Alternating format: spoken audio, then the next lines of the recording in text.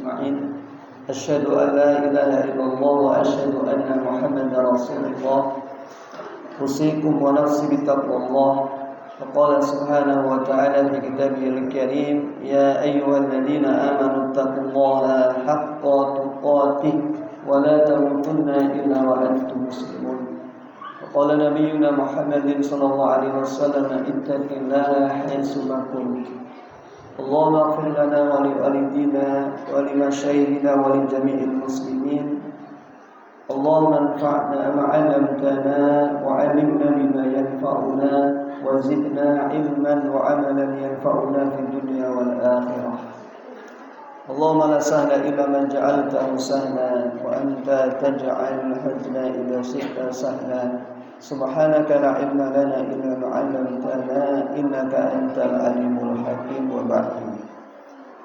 Jamaah salat maghrib, Bapak Ibu yang senantiasa dirahmati Allah Subhanahu wa taala.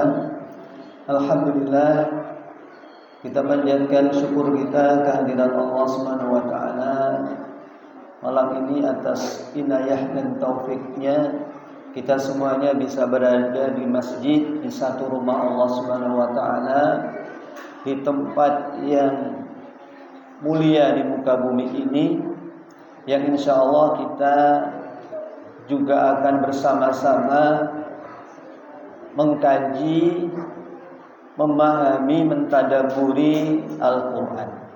Maka insya Allah ini satu keberkahan dari Allah Subhanahu wa taala. Berkah ilmu, berkah Al-Quran, berkah masjid, dan berkah majelis taklim.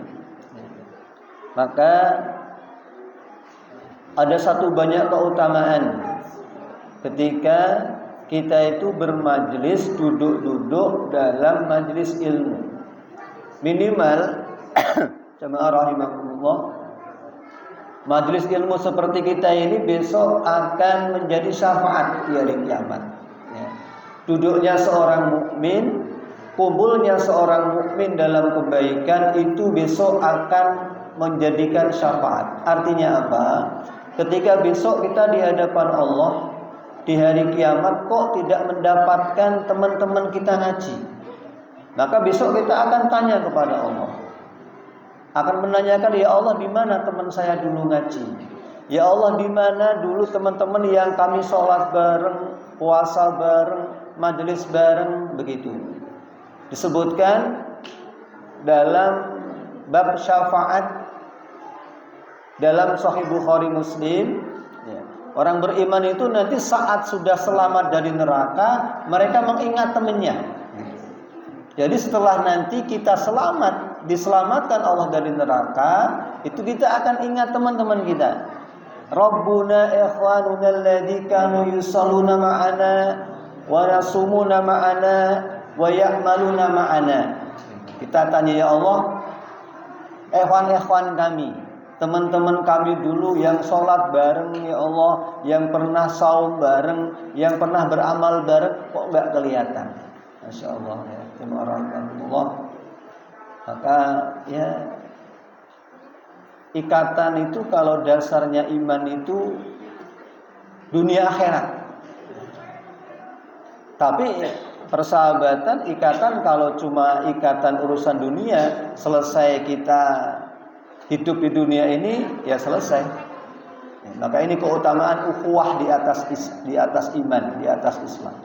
Dan banyak sekali keutamaannya, di antaranya satu tadi. Besok kita setelah selamat dari neraka, kok kalau tidak menjumpai teman-teman yang dulu pernah beramal bareng, sholat jamaah bareng, majlis bareng, kita akan tanya kepada Allah. Dan kita akan mensyafaati seandainya ada di antara jamaah kita ini yang besok naudzubillah mungkin nyangsang neraka, Pak. Karena kan Ahlussunnah meyakini, sepakat nanti ada di antara orang-orang beriman seorang muslim yang memang karena timbangan buruknya itu lebih berat dari timbangan baiknya, mampir dulu ke neraka atau jahanamiyun. Nah itu nanti akan kita cari. Kita akan mensyafaati teman-teman kita yang dulu pernah beramal bareng. Alhamdulillah. Insya Allah berarti besok jamaah majlis ya majelis Masjid Al-Islah ini gitu. Ini besok akan di surganya bareng. Di surganya bareng insyaallah.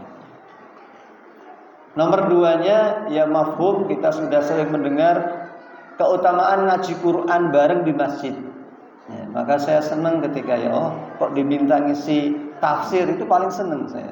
Karena ada satu keutamaan disebutkan dalam kitab Sunan juga, ma istama'a qaumun fi baitin min buyutillahi ta'ala. Tidaklah ada sekelompok manusia, ada satu jamaah, satu masyarakat yang kumpul-kumpul di salah satu rumah Allah. Seperti kita ini kumpulnya di masjid. Ini satu keutamaan, ngaji di masjid dengan ngaji di hotel atau ngaji di rumah-rumah itu beda. Tetap utama ngaji di masjid. Yang dikaji apa? Yatluna kitaballah wa yatadarasuna bainahum. Majelis tadi itu mengkaji Al-Quran, mempelajari Al-Quran. 4 perkara, saya singkat saja. Pertama, Allah akan turunkan rahmat. Wasiyat umur rahmat. Masya Allah. Okay. Rahmat itu yang paling kita butuhkan. Kita masuk surga dengan rahmat, bukan dengan amal kita. Allah menjanjikan duduknya di majelis Quran itu Allah akan naungi rahmat. Masya Allah. Jadi insya Allah kita ini malam ini dinaungi rahmat Allah. Yang dalam ibadah itu belum tentu Bapak Ibu kita mendapat rahmat, belum tentu. Tapi dalam majelis Quran disebutkan rahmat untuk mereka. Nomor 2-nya apa? Allah menjanjikan sakinah. Nazalat alaihimus sakinah. Diberikan ketenangan batin kita. Karena yang dikaji Quran. Insya Allah kalau kita niatnya ikhlas, hati kita bersih, ada ketenangan dalam majelis Quran. Nomor 3-nya apa? Hafathumul malaikah. Malaikat itu sampai mendoakan kita. Tidak berani mengangkat sayapnya. Ridho li talibil ilmi. Karena ridhonya menghormati satu kaum yang bermajlis Al-Quran. Nomor 4-nya apa? Allah bangga dengan kita. Allah menyebut-nyebut kita di hadapan malaikat. Lihat hambaku si fulan, lihat hambaku yang bermajlis di desa Lomansari. Mereka duduknya mengkaji kitabku. Zakarallah fiman indah. Allah bangga dengan kita yang duduknya karena ngaji Quran. Alhamdulillah, insya Allah ini satu keutamaan yang tentunya banyak sekali yang lain. Minimal ya kita bisa istiqomah nanti ya ngaji sama siapapun selama yang dikaji Quran dan Sunnah. Insya Allah yang pertama majlis tadi nyafaati, nomor kali majlis tadi memberikan banyak keberkahan. Langsung saja ya, kemarin diagendakan ya kita akan mengkaji yang pertama surah Al-Fatihah dulu. Karena surah Al-Fatihah itu surah yang minimal kita baca 17 kali. Maka mudah-mudahan minimal paham artinya. Syukur-syukur lebih-lebih ketika memaknai makna yang mendalam. Karena akan beda nanti. Orang melafadzkan Al-Quran dengan paham maknanya sama tidak beda rasanya.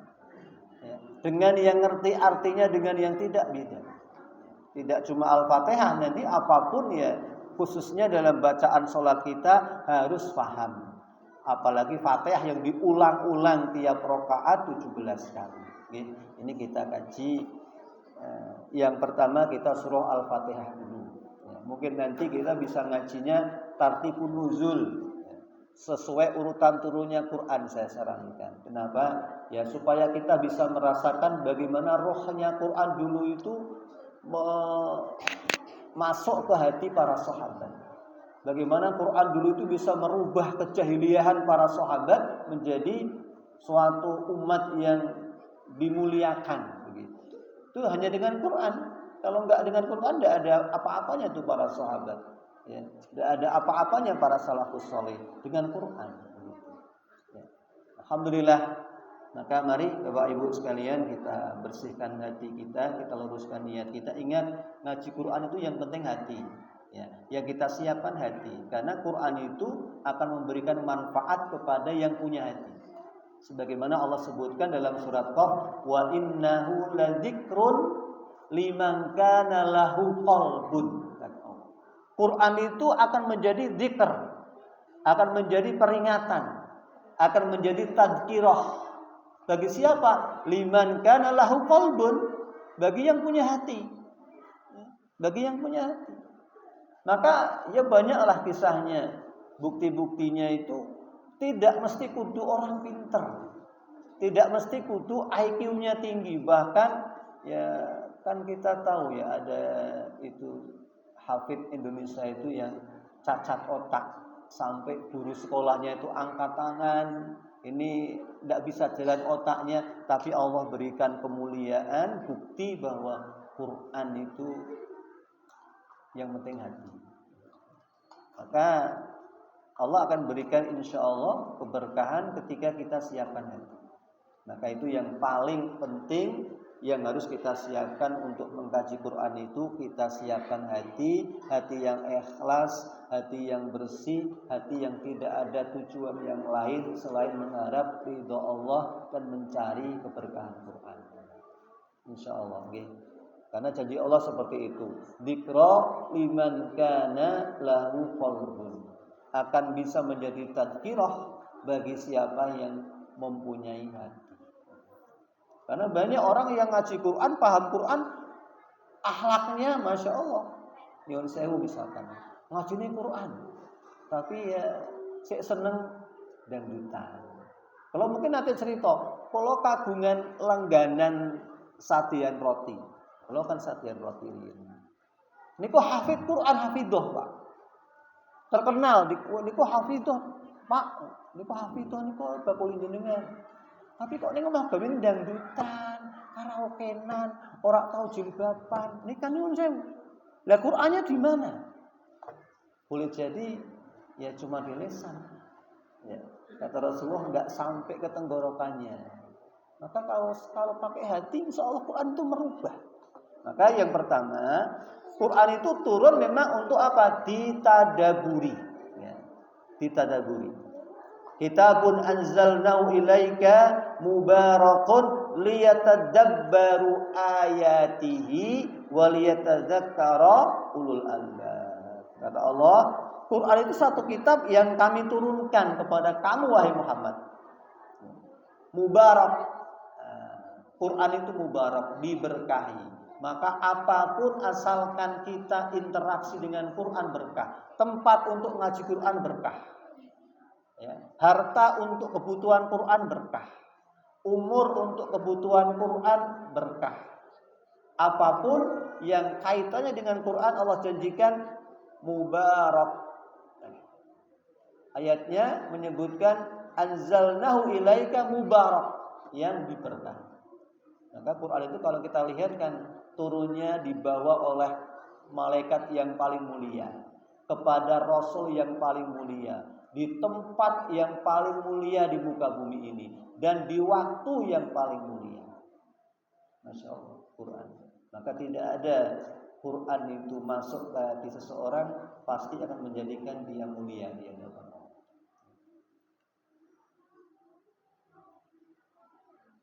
Diberkahi untuk apa? Liyatadabbaru ayatihi. Quran Allah turunkan untuk supaya kita renungkan Bapak Ibu. Kita tadaburi ayat-ayatnya itu. Nah, sekarang kita muhasabah nyuwun sewu. Quran itu ada 6.000 ayat sekian. Kita muhasabah berapa ayatnya yang sudah pernah kita baca artinya. Berapa ayat ya yang sudah kita pahami artinya.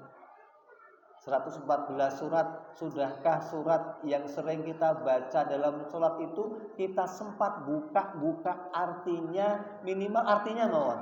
Mboten tafsir nggih. Di rumah itu sudah pernah belum?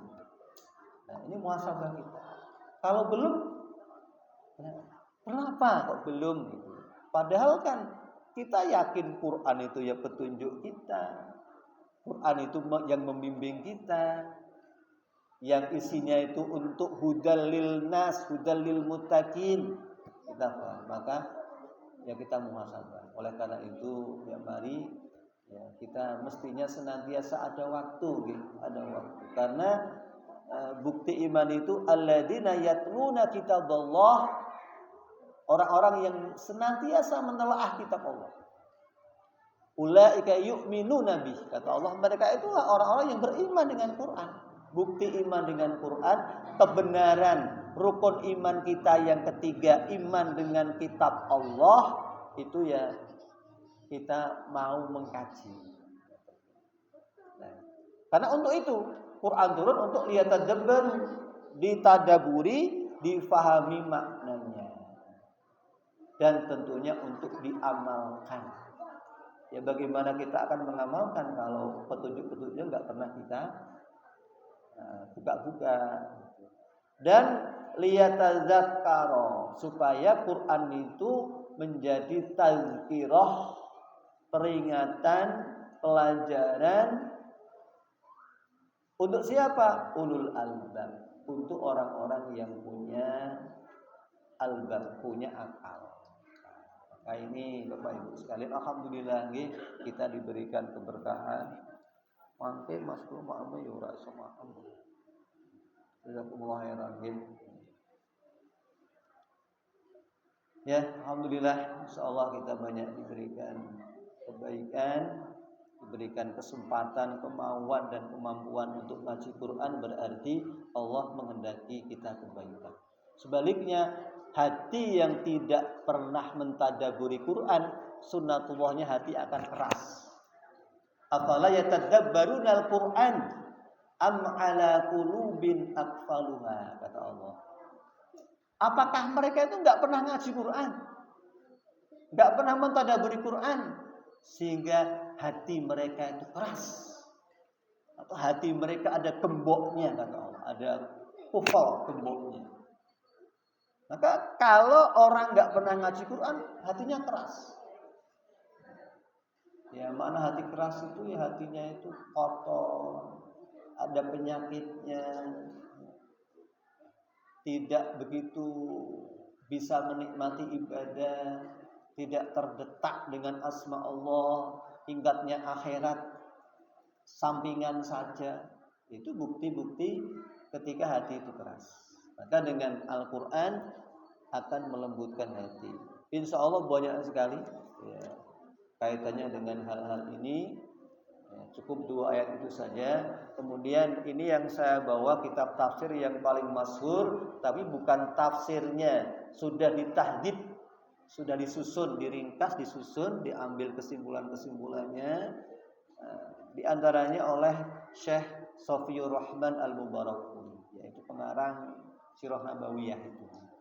Ya, sudah ditahdid, tafsir Ibnu Katsir, dan tafsir ini yang paling diakui oleh banyak kalangan, ya, termasuk ya saudara-saudara kita kalangan manapun, ya, baik Muhammadiyah, baik Salafi, baik Nahdiyin, baik mesti mengakui kebaikannya tafsir Ibnu Katsir. Ini rujukan utama kita.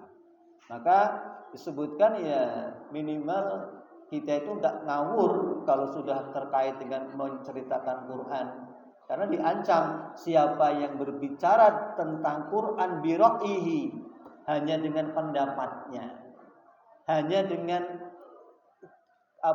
penguasaannya memahami ilmu nahwu sharaf saja, nggak cukup itu. Memahami Quran dengan ra'yunya, falyatabawwa maq'adahu minan nar, siapkan tempatnya dari api neraka. Maka Quran itu ada metodenya. Minimal apa yang terbaik? Menafsirkan Quran dengan Quran. Jadi kalau ada Quran ditafsirkan dengan Quran, cukup. Kalau nggak ada, dengan hadis Rasulullah. Dan Rasul mengatakan innama utitul Quran wa mislah. Aku diberikan Al-Quran dan yang semisal dengannya, yaitu apa? Al-hadis. Maka hadis itu nanti banyak menerangkan makna Quran yang masih mujmal, yang masih global, diperinci dalam hadis. Enggak ada dalam hadis dengan siapa? Sahabat. Qaulnya sahabat. Karena qaulnya sahabat itu yang paling selamat dari kesalahan. Di antara sahabat ada dua sahabat yang masyhur, Ibnu Mas'ud dan Ibnu Abbas radhiyallahu anhu. Ibnu Abbas jelas, Ibnu Abbas didoakan langsung Rasulullah kan. Allahumma faqihhu fid din wa 'allimhu fit ta'wil. Ya Allah, pahamkan Ibnu Abbas ini dalam din dan pahamkan dia dalam ilmu takwil, ilmu tafsir. Doanya Rasulullah ya pasti makbul. Maka julukannya Ibnu Abbas turjumanil Quran, penerjemah Al-Quran. Yang kedua Ibnu Mas'ud. Ini yang paling banyak dirujuk para ulama untuk mencari pemahaman Quran. Sampai dalam satu riwayat, ini kita bisa mengukur pemahaman generasi generasi setelah para sahabat dengan sahabat. Sahabat Abdullah Ibnu Mas'ud radhiyallahu anhu, beliau mengatakan, "Walladzi nafsi biyadihi, walladzi la ilaha illa ghairuh, ma nazzalat ayatun min kitabillahi illa wa ana a'lamu fi man nazalat wa aina nazalat walau a'lamu ahadan a'lama bi kitabillah minni tanaluhu al-mataya la ataituhu." Beliau mengatakan, demi zat yang tidak ada ilah selain Allah, tidaklah ayat Al-Quran turun melainkan aku tahu. Ya. Tidaklah ayat Quran turun melainkan aku tahu kepada siapa Quran itu turun, kepada siapa ayat tadi turun. Karena ayat turun itu ada asbabun nuzulnya kan. Ya, kepada siapa misalkan ya ayat wailul lil musallin, kepada siapa ayat ini turun. Beliau tahu kepada siapa ayat turun, wa aina nazalat, dan di mana turunnya. Seandainya aku tahu ada seorang yang lebih tahu tentang kitab Allah daripada aku, niscaya aku akan mendatanginya untuk mengetahui pemahamannya. Jadi intinya sahabat itu yang paling layak untuk kita ambil pemahamannya dalam memahami Quran, setelah Rasulullah, dan yang ketiga sahabat. Daripada generasi belakangan, sahabat dulu. Kalau ternyata para sahabat tidak ada, kepada siapa kita mengambil makna dari Quran? Ya tabi'in. Ya, karena banyak qaulnya para ulama tabi'in seperti Mujahid, ya, Hasan al-Basri, Sa'id ibnu Musayyab, dan lain sebagainya. Dan tabi'in ini diakui juga oleh para ulama. Singkatnya seperti itu. Baru kalau tabi'in tidak ada, mengerahkan dari keilmuan para ulama mujtahid. Itu yang terakhir. Kalau orang-orang seperti kita, ustadz-ustadz kampungan, ustadz yang cuma gelarnya ya mungkin S1, S2 itu belum cukup.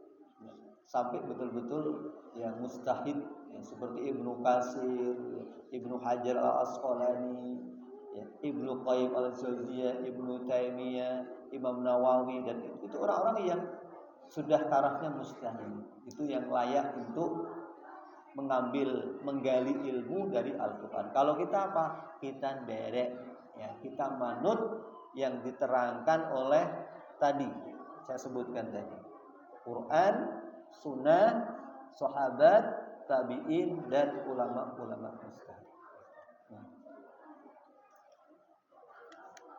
Ya, langsung saja Bapak Ibu untuk menyingkat waktu kita, insyaallah ini sebagai pembukaan dulu ya untuk kita memahami Al-Quran. Jadi nggak sembarangan. Terutama saya pribadi nggak boleh sembarangan untuk mengatakan tentang Quran tanpa ada rujukan yang benar. Nggak boleh dengan ra'yu ngarang, itu nggak boleh. Quran itu kan kalam Allah, kok dikarang. Kalau ucapannya manusia nggak apa-apa kita karang-karang.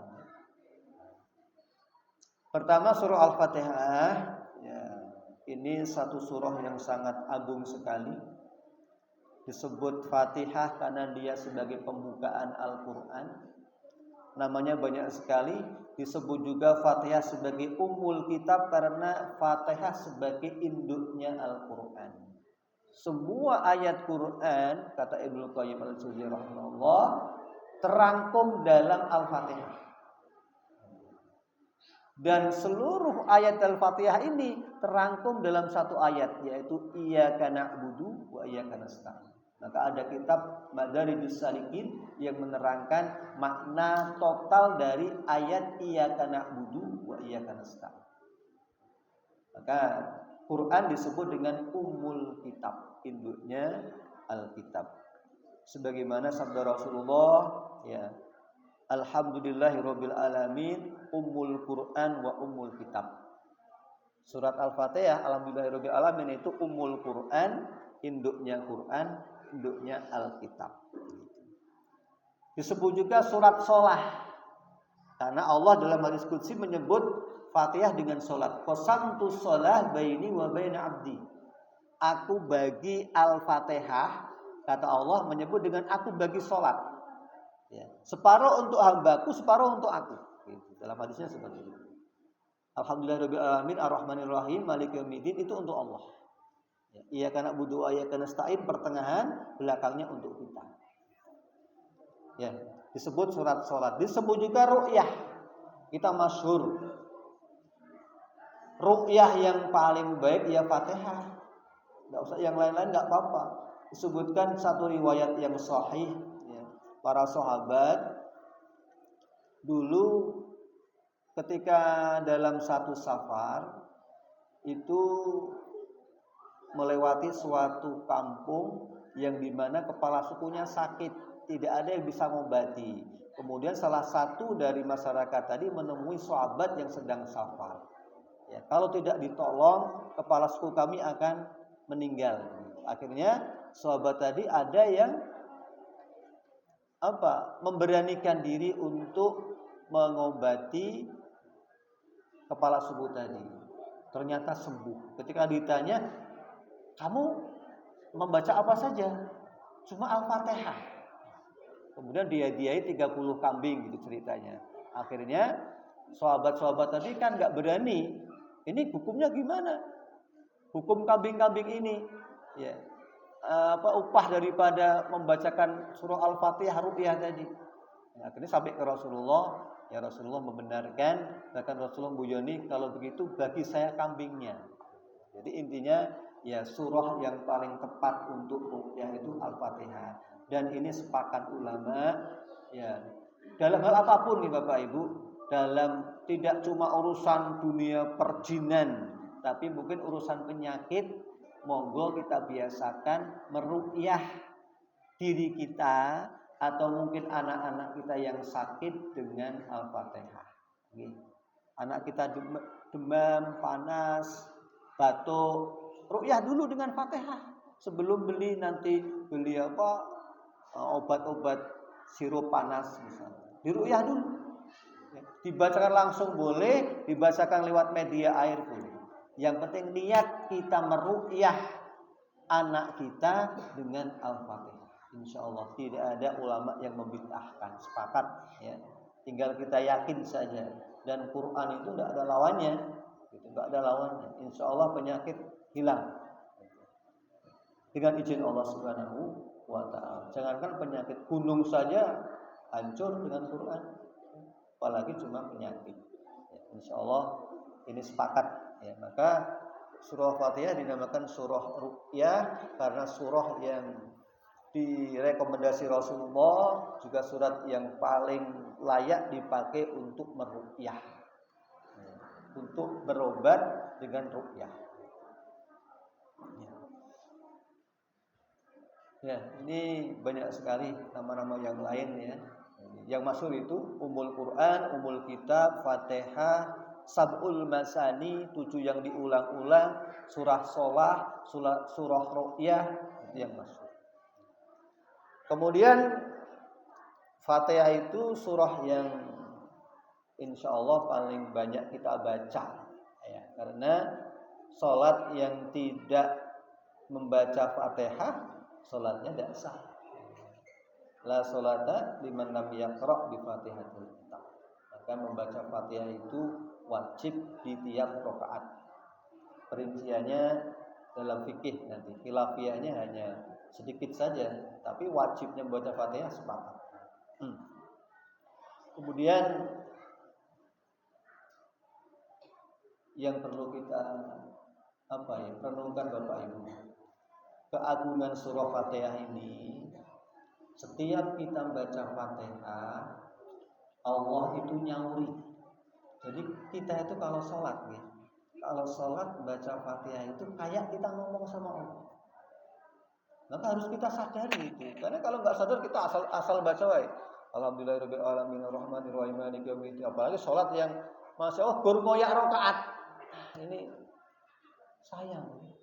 Sholat itu kita ngomong, cakap-cakap, berbicara sama Allah. Maka harus ada penghayatan.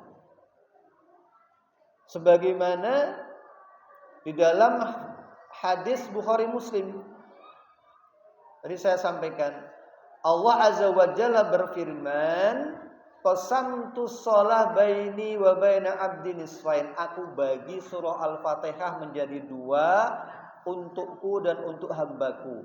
Wali abdi masa'ala, untuk hambaku apa yang dia minta. Maka ini sebagai dalil juga. Dalil kalau panjenengan nak doa membuka dengan Fatihah itu sunnah. Itu dibolehkan, bukan bid'ah. Misalkan ya kita sering mendengar ada yang doa wali qadai hajatina bisiril Fatihah. Tidak apa-apa. Karena itu niat mengawali supaya doa kita lebih mustajab dengan Al-Fatihah. Tidak masalah. Enggak apa-apa. Kita wasilah membuka doa dengan Al-Fatihah juga disunahkan. Karena saya pernah dengar ada seorang ustaz yang Fatihah toh. Nah, itu enggak ada dasarnya. Dasarnya gimana? Banyak sekali dasarnya. Termasuk hadis ini. Dikatakan wali abdi masalah, untuk hambaku apa yang dia minta. Makanya kalau kita berwasilah dengan Fatihah untuk doa kita, akan dikabulkan Allah Subhanahu wa taala. Allah melanjutkan, fa idza qala, apabila hambaku mengucapkan membaca alhamdulillahirabbil alamin, qala Allah berfirman hamidani abdi. Wa idza qala ar-rahmanir rahim qala Allah asna alayya abdi. Wa idza qala maliki yaumiddin qala Allah majjadani abdi. Sampai sini Allah balas alhamdulillahirabbil alamin, hambaku memujiku, kata Allah. Ar-rahmanir rahim, hambaku menyanjung-nyanjung. Maliki yaumiddin, hambaku memuliakan. Setiap kita baca Fatihah, Allah balas, Pak. Membalas sanjungan kita kepada Allah. Segala puji bagi Allah, hambaku memuji. Allah Maha Pengasih, Maha Penyayang, hambaku menyanjung-nyanjung. Malik yaumiddin, Allah yang menguasai hari ini, hambaku menghormat-hormat kepada. Nah itu bagian untuk Allah. Maka ya kita harus sadar, karena orang yang sadar pasti beda dengan yang tidak sadar. Kalau kita sadar ngomong yang diajak ngomong itu orang penting, nggak mungkin kita nyelelek sambil pelinguan, sambil plengosan, sambil nyambi, enggak. Kalau yang kita ajak ngomong misalkan wis Pak Lurah bilang, rasa dhuwur-dhuwur lah. Sing diajak ngomong Pak Lurah kok terus karo nyambi, udut lepas-lepus, karo jegan, karo klinguan, ora gatekke omongane, itu kan enggak mungkin. Dan sekarang kita itu komunikasi Fatihah dengan Allah. Maka ya minimal kita enggak tengah-tengok tadi ya. Hati kita enggak tengah-tengok, hati kita merasakan. Nah, ini satu keutamaan Al-Fatihah. Allah balas setiap kita mengucapkan Fatihah tadi.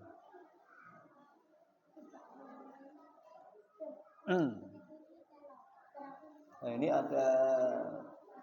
ada sedikit penjelasan hukum Fatihah. Saya kira nggak usah kita bahas ya. Ada penjelasan hukum tentang sholat, perbedaan para a'immah terkait dengan bagaimana Fatihah dalam sholat. Kemudian langsung saja ya kita masuk isti'adzah dulu. Membaca ta'awudz itu disunahkan ya, terutama khususnya sebelum membaca Quran. Kalau pas sholat itu sangat dianjurkan ya. Sunnahnya itu sunnah muakkad. Sangat dianjurkan terutama di rakaat pertama, Bapak Ibu. Ya, setelah kita baca doa iftitah itu baca dulu sebelum Fatihah a'udzubillahi minasyaitonirrajim. Atau pakai yang versi yang lain a'udzubillahi samiil alim minasyaitonirrajim min hamzihi wa nafsihi wa nafthihi. Minimal a'udzubillahi minasyaitonirrajim. Amalkan perintah Allah ya, fa idza qara'tal Qur'an fasta'id billah. Kalau membaca Quran lindung sama Allah. Kenapa? Supaya kita dilindungi Allah dari setan, dari rasa ujub, dari macam-macam gitu. Jadi hukumnya di rakaat pertama sangat ditekankan. Disunahkan setiap rakaat, tapi yang paling ditekankan itu di rakaat pertama sebelum kita mengawali Fatihah yang pertama. Ini sangat ditekankan untuk membaca ta'awudz, a'udzubillahi minasyaitonirrajim. Dan ta'awudz ini diterangkan oleh Ibnu Katsir banyak keutamaannya ya, di antaranya ya kita ta'awudz itu kan pasrah sama Allah.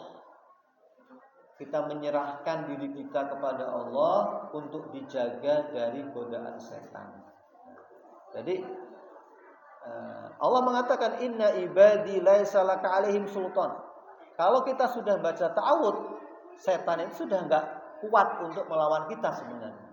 Karena Allah mengatakan sesungguhnya hambaku tidak akan mampu kamu ganggu. Kamu enggak punya kekuatan setan kepada hambaku ketika hambaku menyerahkan kepada aku. Laisa laka alaihim sultan. Maka dengan ta'awudz kita itu sejatinya pasrah untuk dijaga Allah dari setan. Terutama ketika marah, dianjurkan untuk ta'awudz. Karena suatu saat Rasulullah itu melihat orang yang saling mencaci, saling memaki, patu gitu. Sampai mukanya merah. Rasul mengatakan ya, seandainya mereka membaca ta'awudz, setan akan mengecil. Karena semakin kita itu memaki-maki, misuh-misuh, setan membesar malah, semakin kuat. Dan ketika ta'awudz, setan akan mengecil. Bil khusus ketika kita mau membaca Quran, ya sangat ditekankan untuk membaca ta'awudz, terutama di sholat kita di rakaat pertama. Ya, untuk menyingkat langsung saja ta'awudz yang ya cukup itu yang kita sebutkan ya, kesunahannya untuk membaca dan kita pasrah dengan Allah ketika membaca ta'awudz tadi. A'udzubillah, aku berlindung kepada Allah. Minasyaitonirrajim, dari setan yang terkutuk. Jadi kita sudah menyerahkan diri kepada Allah. Kemudian basmalah. Nah, basmalah ini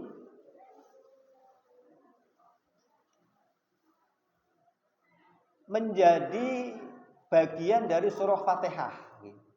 Ulama sepakat kalau ini. Jadi basmalah itu bagian dari surah Al-Fatihah.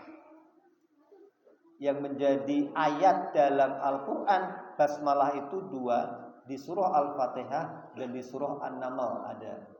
Ucapan dari suratnya Sulaiman, Bismillahirrahmanirrahim, innahu min Sulaiman wa innahu bismillahirrahmanirrahim.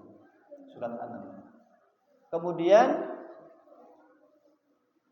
basmalah ini, Bismillahirrahmanirrahim, itu juga menjadi ayat Quran yang mustaqilah. Mustaqilah itu apa? Mustaqilah itu terpisah dari surat. Ya. Di surah yang lain selain Fatihah, basmalah tidak menjadi ayat yang tidak menjadi bagian surah. Tapi basmalah surat yang terpisah dari ayat yang terpisah dari surat tadi. kecuali Al-Fatihah, ya. Maka dalam Al-Fatihah basmalah menjadi bagian dari surah Al-Fatihah. Maka dengan kalau kalau membaca Fatihah ya basmalah kudu dibaca. Jangan sampai enggak baca. Cuman ketika kita itu menjadi imam, lah ini ada ranah khilafiyah fikihnya. Apakah dibaca dikeraskan atau tidak dikeraskan? Kalau bacanya sepakat harus dibaca. Ya. Maka kalau ada imam, terutama yang madhab Hambali atau kebiasaan kita itu tidak baca basmalah dengan jahar, itu bukan nggak dibaca ya, tapi kan dibaca dengan pelan. Karena hadisnya ada. Lah seandainya kok baca Fatihah nggak baca basmalah, apakah boleh? Tidak boleh, bahkan sholatnya tidak sah. Kenapa? Karena basmalah bagian daripada surah Fatihah. Sholat nggak baca surah Fatihah tidak sah. Jangan nggak baca satu ayat. Kalau mazhab Syafi'i itu ketat sekali. Baca Fatihah salah huruf itu nggak sah sholatnya. Mengganti huruf itu tidak sah, mengurangi huruf itu tidak sah. Maka kalau kita ini dalam kitab Safinatun Najah, dalam kitab Tatrib itu di mazhab Syafi'i disebutkan mengganti huruf dalam Fatihah, mengurangi huruf itu tidak sah. Contohnya seperti itu. Misalkan iyyaka na'budu wa iyyaka nasta'in, itu kan tasdidnya ya. Kita bacanya iyyaka na'budu wa iyyaka nasta'in, itu tidak sah dalam mazhab Syafi'i. Kenapa? Kita membuang satu huruf dalam Fatihah. Maka harus ditekan. Iyyaka na'budu wa ada penekanan, itu bertanda tasdid. Apalagi dalam ranah fikih itu menghilangkan huruf saja enggak sah, apalagi menghilangkan satu ayat kan begitu. Maka ini harus dibaca basmalah, sepakat bagian dari Al-Fatihah. Cuman kalau kita membacanya di sholat jamaah, apakah dengan sir atau dengan keras? Belum selesai nih, sudah azan nih Mas. Ini ngebut di ayat pertama nggak cukup, ya insyaallah nanti kita lanjut. Ya intinya basmalah dulu. Kita tafsirnya yang akan datang insyaallah. Ala kulli hal, ya mudah-mudahan kita senantiasa diberikan kecintaan dengan Quran, ya, untuk mengkaji, membaca, syukur-syukur menghafalkan. Saya kira untuk majelis malam ini belum ada pertanyaan gitu. Mungkin nanti akan datang kalau sudah masuk materi belum ada pertanyaan. Ini kita belum menginjak, baru masuk ayat pertama, ya sudah nggak cukup waktunya. Ya demikian dulu. Semoga apa yang kita kaji malam ini mendatangkan keberkahan untuk hidup kita, keberkahan untuk umur kita, dan menjadi wasilah ridhonya Allah kepada kita semua. Akhirul kalam, Allahumma ighfir lana wa tub alaina innaka antat tawwabur ghafur. Allahumma taqabbal minna innaka antas samiul alim wa tub alaina innaka antat tawwabur rahim. Barakallahu fikum, billahi taufiq wal hidayah. Wassalamu alaikum warahmatullahi wabarakatuh.